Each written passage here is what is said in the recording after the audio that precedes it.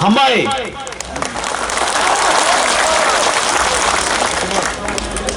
आप सबको देखकर, आपका बहुत जो कलरफुल प्रेजेंस है उसको देखकर मुझे लग रहा है मैं दिल्ली में नहीं हूं, मैं त्रिपुरा में वैसा लग रहा है।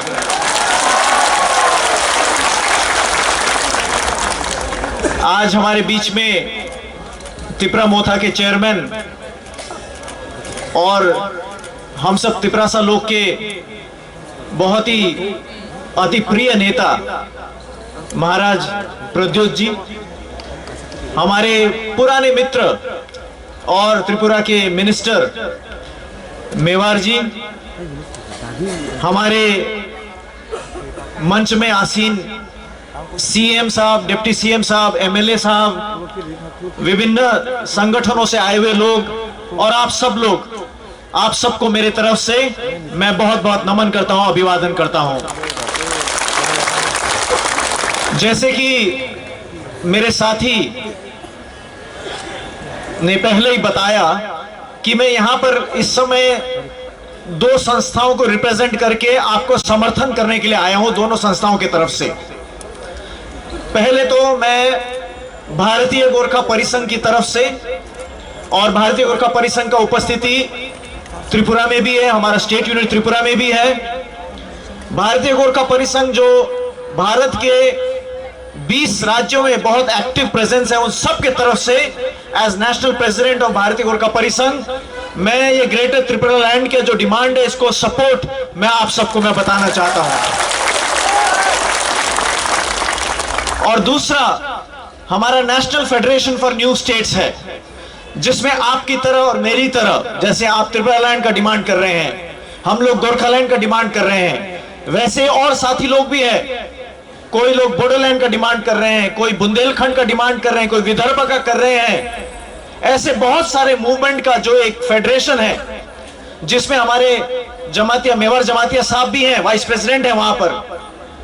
उन सब जितने भी हमारे मूवमेंट के साथी लोग हैं, बुंदेलखंड की तरफ से, गोरखालैंड की तरफ से, बोडोलैंड की तरफ से, विदर्भ की तरफ से, उन सब के तरफ से भी मैं आपको समर्थन आज यहां पर मैं बताना चाहता हूं।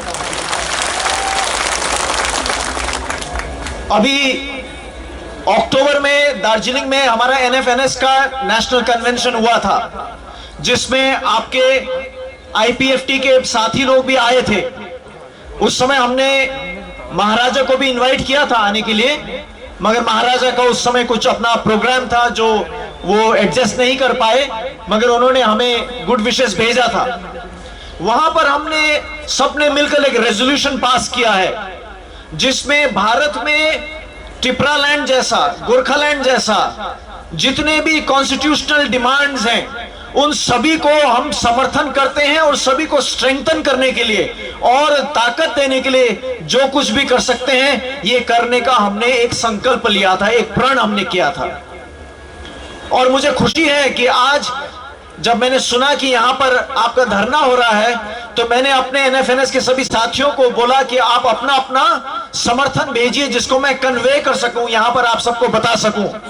मुझे बहुत खुशी है ये बताते हुए कि एनएफएनएस के हमारे सारे साथियों ने अपना समर्थन आपके लिए कन्वे किया है, आप सबको समर्थन बताया है। इतना ही नहीं, मैं तो महाराज से ये रिक्वेस्ट भी करूंगा कि एनएफएनएस में आप भी जुड़ के आप पेट्रन बन जाइए हमारा, और आप भी एनएफएनएस के मूवमेंट को और सक्रिय कर दीजिए। आपकी उपस्थिति से हम सबको बहुत और ऊर्जा मिलेगी। मैं चाहता हूं आज कि महाराज जी हमारे इस रिक्वेस्ट को आप एक्सेप्ट करें और हमारे एनएफएनएस के पेट्रन के रूप में आप भी हमारे साथ ज्वाइन हो जाएं। ज्यादा नहीं, आज से 7-8 साल पहले दिल्ली में हमने एक सेमिनार किया था ऐसे ही न्यू स्टेट्स डिमांड का। तब पहली बार मेरा आईपीएफटी के साथियों से मुलाकात हुआ था, एनसी साहब भी आए थे उस समय। और उस समय दिल्ली में सब लोग गोरखालैंड को जानते थे, सब लोग बुंदेलखंड को जानते थे, बोडोलैंड को जानते थे, मगर बहुत लोगों ने मुझे पूछा ये त्रिपुरा लैंड क्या है, पूछा। ये 7-8 साल पहले की बात है, उससे ज्यादा पहले नहीं है। मगर तब से आज तक देखिए आप लोग ने कितना जल्दी से अपना आपका आंदोलन ने जोर पकड़ा। आज आपका उपस्थिति यहां पर जंतर मंतर में देखिए, आज देखिए कितने सारे एमपी, कल भी आए थे, आज भी आए हैं, आएंगे और कितने लोग आकर आपको समर्थन बता रहे हैं, कितना जल्दी आपने एक नेशनल स्टेज में अपना प्रेजेंस को आपने दर्ज कर दिया है। इसके लिए आप सब लोग बहुत बहुत बधाई के पात्र हैं। मैं पहले भी ऐसे आईपीएफटी के धरने में यहां पर शामिल हुआ हूं। आईपीएफटी ने पहले भी यहां पर धरना किया है, मगर इस बार खुशी की बात यह है कि आईपीएफटी अकेला नहीं, पर ये जो आपका थानसा है, ये जो आया है, ये बहुत काबिल तारीफ है और मैं आप सबको इसके लिए बहुत बहुत बधाई देना चाहता हूं। और मैं चाहता हूं कि आपका थानसा का हमेशा जय हो, आपकी यूनिटी का हमेशा जय हो, आप यूनिटी हमेशा मिलकर आगे बढ़े, मैं ये चाहता हूं। और आपके ताकत में हम अपना भी ताकत मिलाना चाहते हैं, जैसे आपका ताकत को हम अपने ताकत में मिलाना चाहते हैं। महाराज को आप लोग तिपरासा का मत समझिए, हमारा भी उनके ऊपर क्लेम है, हमारे गोरखालैंड का भी उनके ऊपर क्लेम है। Maharaja can not deny our claim. तो महाराज जो है वो तिपरासा मूवमेंट के भी हैं, गोरखालैंड मूवमेंट के भी हैं। हमें ये बोलने में कोई एतराज नहीं, और मुझे पक्का है कि महाराज को भी सुनने में कोई एतराज नहीं है। अभी हम बैठ के बात भी कर रहे थे, महाराज हमें कुछ आइडियाज भी शेयर कर रहे थे कि गोरखालैंड के मूवमेंट को कैसे स्ट्रेंथन करना है, क्योंकि उनका मन दोनों तरफ है, तिपरासा में भी है, गोरखालैंड में भी है, हमारा मन भी दोनों तरफ है। एक बार मैंने अपने किसी साथियों को बोला था, बहुत प्यार उन्होंने बताया था, दिखाया था मुझे, तो मैंने बोला था कि भगवान करे अगले जन्म में मैं आपके जाति में मैं पैदा हो जाऊं। और जिसको समझ कम होता है वो समझ नहीं पाया, वो नाराज हो गया, कहते तुमको गोरखा होने में गर्व नहीं है क्या? मैंने बोला मुझसे ज्यादा गर्व और किसको हो सकता है? नेशनल स्टेज में मुझसे ज्यादा गोरखालैंड के बारे में और कौन सा गोरखा ने बात किया है? मगर आपका प्यार इतना ज्यादा है, तो इसलिए मैं चाहता हूं कि महाराज अगले जन्म में नहीं, इसी जन्म में ही गोरखा भी हो, तिपरासा भी हो, दोनों ही हो, ये मैं चाहता हूं। तिपरासा को भी लीड करें, गोरखालैंड के मूवमेंट को भी लीड करें। आपका जो दिल्ली में जो पकड़ है, उस पकड़ को तिपरालैंड के लिए, ग्रेटर तिपरालैंड के लिए जैसे आप प्रयोग कर रहे हैं, वैसे ही गोरखालैंड के लिए भी और एनएफएनएस के लिए भी आप प्रयोग कीजिए, ऐसा हम आपसे चाहते हैं। आप सक्षम भी हैं इस बात के लिए। और इसी उन्हीं के नेतृत्व में जो मैं यहां पर ऊर्जा देख रहा हूं, जो मोमेंटम में जो देख रहा हूं आपका मूवमेंट का, मुझे लगता नहीं कि आपका लक्ष्य बहुत दूर है। आज सुबह मुझे देबरमा मैडम भी बोल रही थी यहां पर, सॉरी जमातिया मैडम भी बोल रही थी मुझे कि अब तो लग रहा है कि अब हो ही गया, आ ही गया। मुझे भी लग रहा है वो तो आ ही गया, आपका बिल्कुल आएगा, क्योंकि आप सब लोग ने जो जिस प्रकार का संकल्प दिखाया है, जिस प्रकार इतनी दूर यात्रा करके यहां पर इतना, आज के दिन में देखिए जंतर मंतर में सबसे बड़ा गैदरिंग यही है, और भी है गैदरिंग, मगर सबसे बड़ा, सबसे ज्यादा प्रेजेंस वाला गैदरिंग यही है। तो इस सब के लिए मैं आपको बहुत बहुत बधाई देना चाहता हूं। मैं चाहता हूं कि हम सब मिलकर इस प्रकार से अपने मूवमेंट को और स्ट्रेंथन करें। हम सब मिलकर एक दूसरे का सहारा बनते हुए, एक दूसरे को ताकत देते हुए अपने मूवमेंट को और ज्यादा बल दे सके, और ज्यादा स्ट्रेंथन कर सकें। हम सब जानते हैं कि ये जो तिपरासा का जो मूवमेंट है, तिपरालैंड, ग्रेटर तिपरालैंड का जो मूवमेंट है, वो एक कॉन्स्टिट्यूशनल डिमांड है। ये कोई संविधान के बाहर का डिमांड नहीं है। तिपरालैंड का डिमांड हो या गोरखालैंड का डिमांड हो, ये कॉन्स्टिट्यूशन, भारत के संविधान के आधार में बनाया गया हमारा मांग है, और ये दीर्घकालीन मांग है, बहुत समय से चलता आया मांग है। ये केवल एक दो लोगों का मांग नहीं है, ये एक मास मूवमेंट है। और इस देश में, जिसको हम डेमोक्रेसी के रूप में जानते हैं, भारत देश संसार का सबसे बड़ा डेमोक्रेसी है। डेमोक्रेसी का अर्थ क्या होता है? डेमोक्रेसी का, लोकतंत्र का अर्थ ही होता है कि जनता के आकांक्षाओं को, जनता के आवाज को पूरी करना, जनता के डिमांड को पूरी करना, जनता के आकांक्षाओं को पूरी करना। तो इसलिए हम चाहते हैं कि भारत सरकार पार्लियामेंट में संविधान के आधार में जो जनाकांक्षा है और जो दीर्घकालीन जनाकांक्षा है, लोगों की इच्छा है, इसको संवैधानिक प्रकार से पूरा करे, ये हम चाहते हैं। बहुत सारे लोग सॉल्यूशन ऐसा लाना चाहते हैं जो टेम्परेरी सॉल्यूशन होता है। बहुत सारे लोग, जैसे अब से मुझसे पूर्व वक्ताओं ने बताया कि ऐसा कुछ कुछ छोटा मोटा कोई सॉल्यूशन देना चाहते हैं, मगर हम चाहते हैं कि हमारा सॉल्यूशन ये टेम्पररी और ये स्टॉप गैप सॉल्यूशन हम नहीं चाहते हैं। हम चाहते हैं एक कॉन्स्टिट्यूशनल सॉल्यूशन चाहते हैं, और हम एक परमानेंट सॉल्यूशन हम चाहते हैं जो कॉन्स्टिट्यूशन के आधार में हो। हम चाहते हैं कि भारत सरकार इस लंबी जनाकांक्षा, जो एक दीर्घकालीन जनाकांक्षा है, इसको जल्दी से जल्दी संबोधित करे। भारत सरकार बताए कि उनका इस बारे में क्या विचार है नए राज्य बनाने के विषय में।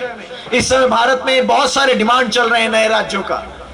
त्रिपुरालैंड का है, गोरखालैंड का है, बोडोलैंड का है, बुंदेलखंड का है। और हम सब जानते हैं कि संविधान में लिखा हुआ है कि ये नए राज्य बनाने का काम पार्लियामेंट का है, मगर सरकार साफ साफ नहीं बोलती कि वो क्यों नहीं इस बात को संबोधित करना चाहता है। सरकार साफ साफ नहीं बताती है कि उसका नए राज्य के विषय में क्या सिद्धांत है, क्या पॉलिसी है। एनएफएनएस के तहत हम यही चाहते हैं कि सरकार एक नेशनल पॉलिसी लेकर आए, स्टेट्यूट के बारे में एक नेशनल विचार लेकर आए।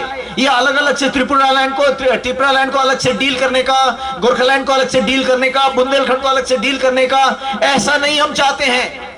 हम नहीं चाहते कि हमको अलग अलग करके कमजोर किया जाए। हम चाहते हैं कि भारत में जितने भी राज्य के डिमांड है, जो लॉन्ग स्टैंडिंग डिमांड है, उसको देखते हुए उसके मद्देनजर भारत सरकार साफ साफ बताए कि स्टेट्यूट के बारे में भारत सरकार का पॉलिसी क्या है। क्योंकि कॉन्स्टिट्यूशन तो बताता तो है कि नया राज्य सरकार बना सकता है, पार्लियामेंट बना सकती है, मगर उसके बारे में क्लियरली स्पेल्ड आउट नहीं है कि कैसे बनाएगा, क्या इसका क्राइटेरिया है, इसके बारे में क्लियरली स्पेल आउट नहीं किया है। तो हम चाहते हैं, इसलिए हमने देखा कि यहाँ पार्लियामेंट के भी विभिन्न लोग यहाँ पर आए हुए थे।